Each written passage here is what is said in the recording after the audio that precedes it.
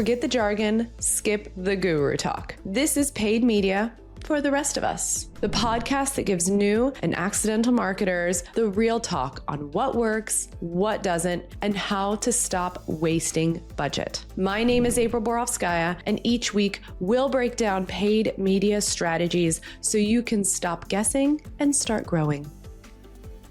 Hello and welcome to Paid Media for the Rest of Us. Today, we are going to be talking about when to hire a freelancer and how to find the perfect one. There are so many options out there, so many platforms you could be going to track down a freelancer. This episode, we're going to dive into when it makes sense to hire a freelancer for your paid media campaigns and how to find the right one.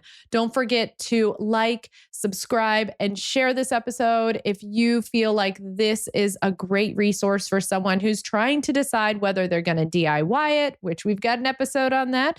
They're going to hire a freelancer or they're going to work with an agency. The difference is each has its own benefit and its own takeaway. Today, we're going to really focus on the freelancers. So first, why even hire a freelancer? So if you watched our first episode talking about running a paid media campaign on your own, it is extremely labor intensive. There is a reason why we are not cheap when we are running paid media campaigns, and that is because it has taken years that go into the education that a good paid media strategist has achieved, their network, their resources, their ability to create content. There is a lot that goes into running a media campaign versus just going on Google and doing a listing. So you might have a budget of around $1,000 plus, and you understand that there's going to be a percentage, usually the equivalent of about 20% of media ad spend, can be a little bit more, that is dedicated to a freelancer. Maybe you're looking for someone who is going to take over a specific area of the campaign, like the Google Ads part or the LinkedIn parts. Maybe you just want them to hold your hand for a few months or a couple weeks while you get the hang of things. If any of those apply to you, then you're in the right episode, and hiring a freelancer may be a good solution for you. Hiring a freelancer can be awesome as well if you are a one-woman or man circus in a company who has decided that you're going to handle all of their marketing. A freelancer can help you before you have created proof of concept to retain an agency who's going to manage all of it. Maybe they just said, hey, I want some Google ads. I want some Facebook ads, and I need you to do it. I refuse to run with an agency. This interim between you DIYing it and retaining an agency is a really safe and soft landing for that. Benefits of hiring a freelancer: lower overhead, especially if you're just bringing them on to train you and show you how to manage these campaigns in Google or in Meta. It even helps setting up your local service ads. You're going to get more specialized knowledge from a strategist, especially if they just focus on Google or Meta or whatever that space is. And of course, flexibility in time commitment from that freelancer. But there are some moments when a freelancer is not a good fit. And for example, if you require large scale campaigns and you want someone to be at your beckoning to answer your emails at 8 p.m. and 9 p.m. on a Friday night with a 30-minute turnaround, this may not be a good option for you.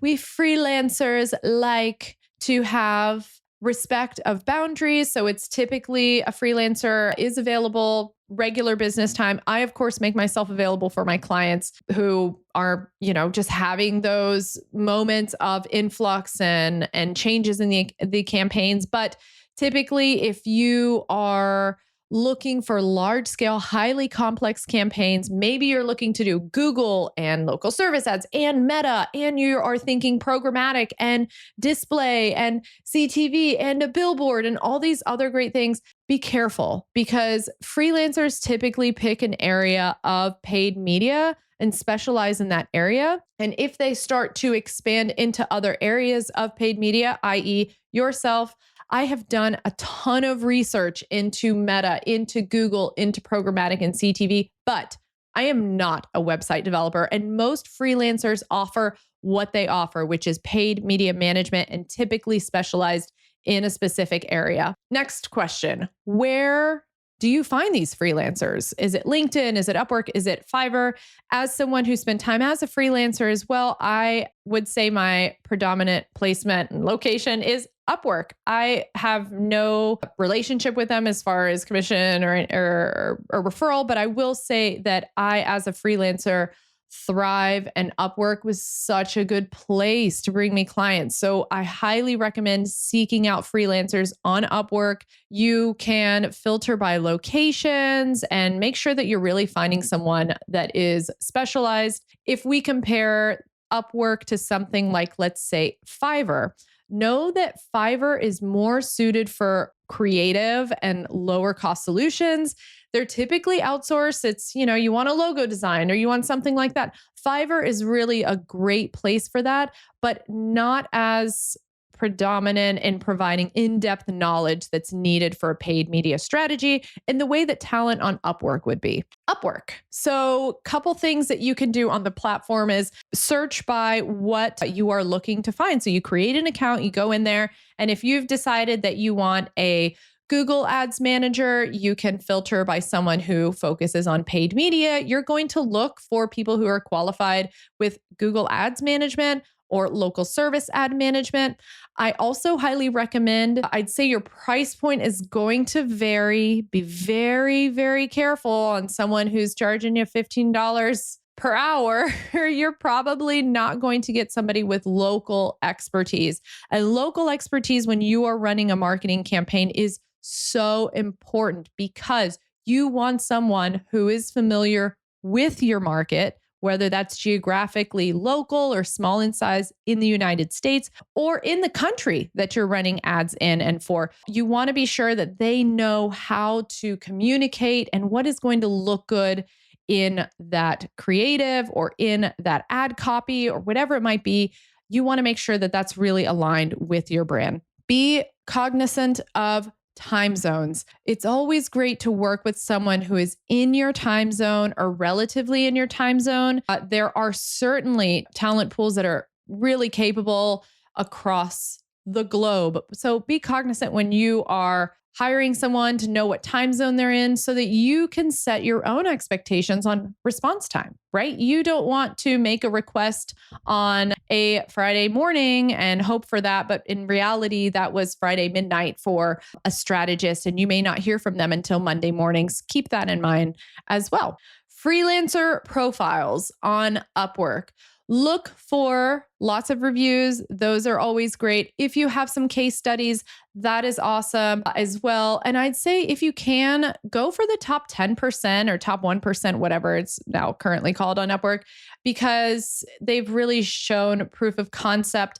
Upwork is great because when you do, like as a freelancer, when I retain an Upwork contract, I am held to a very high standard because I want that client to leave me a great review, and that review is going to present me higher and higher. So you can feel confident as well with an Upwork talent because they are reviewed, right? So read through those reviews, see if there are any red flags that might be a concern to you or that maybe came up in some of the other projects that they've worked on before you even make a connection with Upwork talent. And you can also in Upwork post a job. I haven't had that situation yet where I've had to post a job on Upwork for talent, ergo, because I do it. But I will say that you can also post jobs. So if you are working for a small business and you have been hired by that business, highly recommend posting the job there and then conducting some interviews. So what do you ask? How do you vet a Google Ads strategist? How do you know this person knows what they're talking about when you don't even know what you're talking about? You have no idea. CPC, CTR, CPA, CPL, ROAS, CPM, CPV.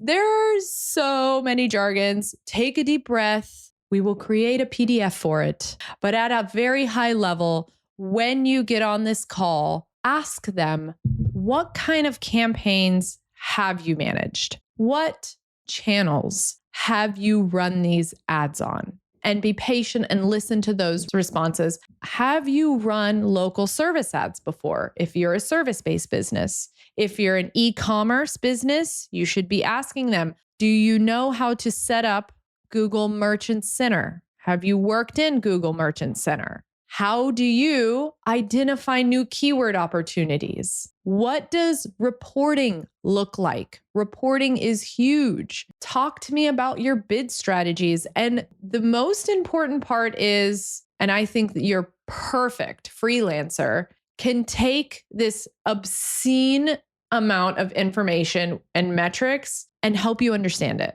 That is a relationship. That's a relationship with your freelancer that's going to build trust, and be open to that.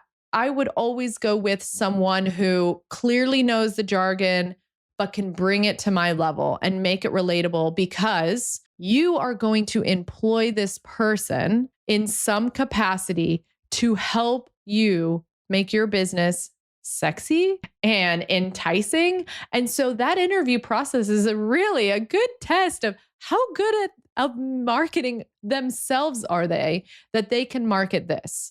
Some areas that you need to be asking your freelancer: Google Analytics and conversion tracking. Once again, some of this stuff, it might not be first language for you, and that's okay. That's why this podcast is here. But if you're interviewing a freelancer and even an agency, ask the questions around tracking.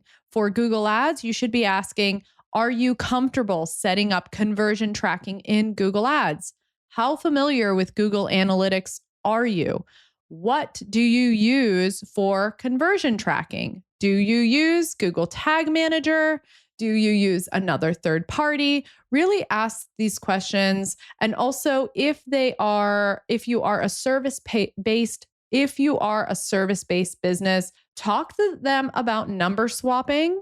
And if there are any dashboards that they recommend or CRMs that they recommend you use, they're super important questions. And at the end of the day, you want to have these questions answered, because there should be no excuse for a freelancer to not provide you with reporting, at the very least on a monthly basis. Even if you're just hiring a freelancer to help you set up the Google Ads account or the Meta Ads, ask them how familiar they are with implementing pixel tracking and Meta Ads, or, implementing conversion events in on your website. There is so much that goes into tracking, and it is such an important metric that measures not only success, but in Google, it's going to teach your campaigns to drive more of those. You need more conversions to be successful. And the only way that you can get those conversions is conversion tracking setup. It has to be there. You can even ask the questions of, how do you track conversions? What is your favorite source of truth for conversions? What are you counting as a conversion? And maybe they should be asking you, this should be a dialogue. What do you want to be a conversion? Do you want a phone call to be counted, or a lead submission? Or maybe each of those should count. And also, based upon your particular product, what are some insights into search terms? And this is kind of a tricky question for them too, right? So what are some search terms or some keywords that are examples that you would use in my Google Ads campaign? And then ask them, what kind of matches do you like to use? I know it sounds weird. And we're not talking about the matches that light houses on fire. We're talking about exact match, phrase match, or broad match. And if they say, I am going to add all of the keywords that you want in your account, and I'm going to put all of them as broad match, please hang up on them, because it's a horrible, horrible idea. You really want to hear that your campaign is going to be set up and it's going to be run correctly. And there is a clear understanding of the importance of controlling and testing environments. Another great question to be asking your potential freelancer and asking potential freelancers is, can you show me some example reports or screenshots of past campaigns with conversion tracking? And that's beautiful. It's also going to set you up with the expectation of how those reports are going to look for you. Are they going to be too many numbers, which is always also a red flag? Remember, vanity metrics, which are impressions and some of these other kind of all over the place numbers, those aren't as important as, at the end of the day, new customers for you. So you want to be sure to have a report in front of you that says, I spent this much money, and as a result, I got this many phone calls, or I got this many form submissions. And I promise you, there is absolutely a way to do it, no matter what industry you're in. It may require you to be on a certain type of website, not be a Wix website anymore, but there is absolutely space, especially in paid media, and an expectation there to have transparent, clear, understandable metrics that convey success or issues in your campaign. Another great question to ask your potential freelancer is examples of ad copy or past campaigns that they've run to just kind of see their approach. I love to ask the ad copy question because I'm a bit of an ad copy snob. I'm a huge ad copy snob. Like, yes, I am the person on Facebook that is watching for the there, and the misuse of each of those. And it drives me nuts. And also capitalization drives me crazy. If there are errors in grammar, capitalization, or punctuation in ad copy examples that they provide, please run. Okay. Attention to detail is everything in advertising. And if you are about to hire someone, make sure that they have proper grammar, punctuation, and capitalization for their campaigns. Also, ask about the type of campaigns, especially in search, that they're going to run. Ask for their opinion about the famous Performance Max. Are they just going to rely on Performance Max campaigns to run? And if so, it's another red flag. You want to have a nice blend, and typically a Performance Max campaign, which is, I will just say that Google's most AI-driven campaign, maybe that's not quite the right word, but it's one of the most forward-thinking campaigns that Google has at the moment. Technically, you're supposed to have a minimum conversion threshold in search conversions before you turn on a PMax campaign, because Performance Max leverages AI to drive more people that look like the people who have already submitted a form or made a phone call. Also, ask your freelancer how familiar they are with AI tools. And if they say, I don't use AI for anything, run, because either they are lying or they really are not using AI tools. There is space to use AI effectively in generating ad copy, in reporting, in the campaign structure. What's important is how it is used, not if it is used to support campaign optimizations. How do you evaluate all of this? What is the scorecard to evaluate a freelancer's experience and how good of a fit they are for you? Let's start with the red flags. Watch for freelancers who have limited experience or are resistant to explaining the strategies. Be really, really wary on those who insist on using outdated bid strategies like manual CPC or don't know how to use AI to enhance campaigns. Ads and paid media has to be a great paid media strategist is humble enough to know that you have to stay educated. You have to evolve. Your campaigns have to evolve. The way a campaign was run in 2010 is not how it was run and will be run in 2025, or even the 2025 strategy. It's not going to work in 2026. So working with a freelancer who can put their ego aside and be open to adopting and thinking forward is awesome. Some signs of a really good fit of a paid media strategist is going to be clear communication, the willingness to share past work examples and ad copy examples, openness to explaining their methodology. How well can they communicate this highly complex space? It's not an easy space at all. How well are they communicating to you? Your candidate should be comfortable showing you keywords, communicating keyword opportunities to you, search terms, and they may even say, hey, how do you feel about these keywords? And you might say, I don't quite like those keywords, but, and if you check them or move them in a direction, they should either be able to explain to you either a rationale as to why that might not be a good fit, or show an openness to adopt some of your search terms or keywords that you believe could drive the right traffic, before just shutting it down and pulling the whole "I'm the expert, not you" card. With a freelancer, you can also consider starting small and increasing the work that you give to them.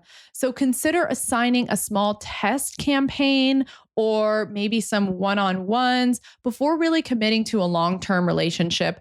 And those are really safe and healthy. And, depending on the scalability of that freelancer, which can sometimes be a challenge with hiring a freelancer, but depending on that scalability, you should develop this relationship into something that works for both of you. Now, how do you manage these freelancers? What is the best way to make sure that everybody stays on the same page?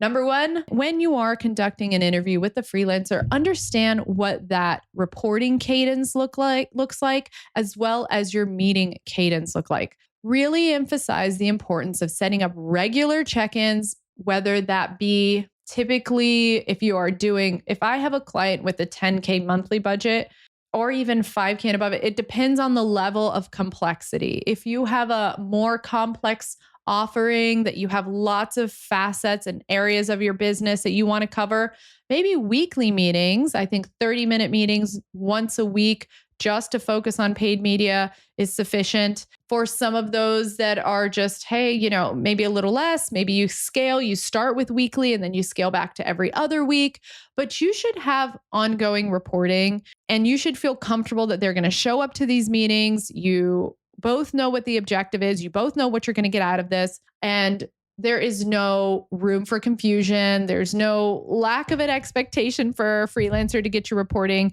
Communication is key. Work with someone that can communicate it.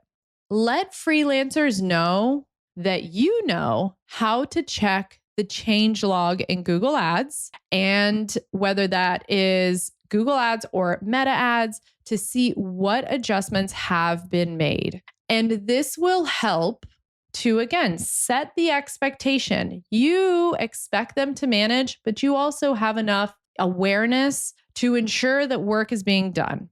And by works, I don't mean the plugin that they add that just automatically blocks out poor quality IP addresses. You should be seeing optimizations. When a campaign hits the 90-day mark and they're kind of in autopilot and they're doing their thing, it's okay for those changes and optimizations to reduce and not be so dramatic. But at least in the first 30, 60, 90 days, you should have proficiency in checking the change log. We have a video for that, show you how to do it as well. Looking at the change log and knowing what kind of work has been done. Another thing to discuss with your freelancer, your potential Google Ads strategist, is the importance of constructive feedback. Let your freelancers know that you're looking for results, but also you yourself have to be willing to receive constructive feedback. I have to be willing to hear my website's not great, or SEO should be an option, not because my Google Ads person wants to throw a new contractor in the mix,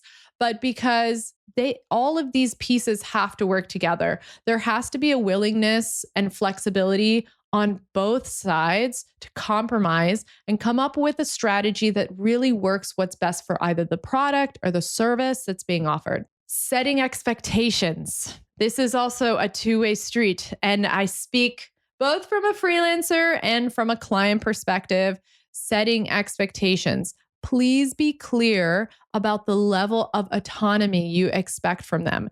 Do you want someone who just implements the stuff, or do you want a strategic partner who's offering ongoing recommendations? Especially if you're trying to decide whether you're bringing this freelancer on to give you some feedback and teach you how to do some slight optimizations, or do you want them to fully manage the whole thing? Have those expectations set at the onset so that they know what they can and can't do, because nothing is worse than bringing on a new client and, expecting, all right, you've hired me, you want me to do the best on this campaign. And then maybe a week into it, starting to have, lots of questions on, well, why not manual CPC? Why aren't we doing Facebook?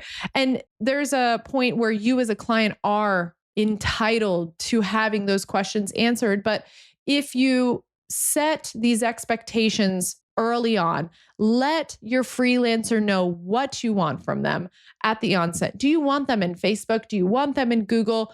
Do you want to work with them and potentially go with an agency down the road? Openness, communication is key, and setting expectations on both sides will help significantly. Hiring a freelancer is a great solution when you need extra expertise, whether you are looking for temporary support or you just need someone who is going to be there to guide this strategy that is dedicated and small enough to help your business grow.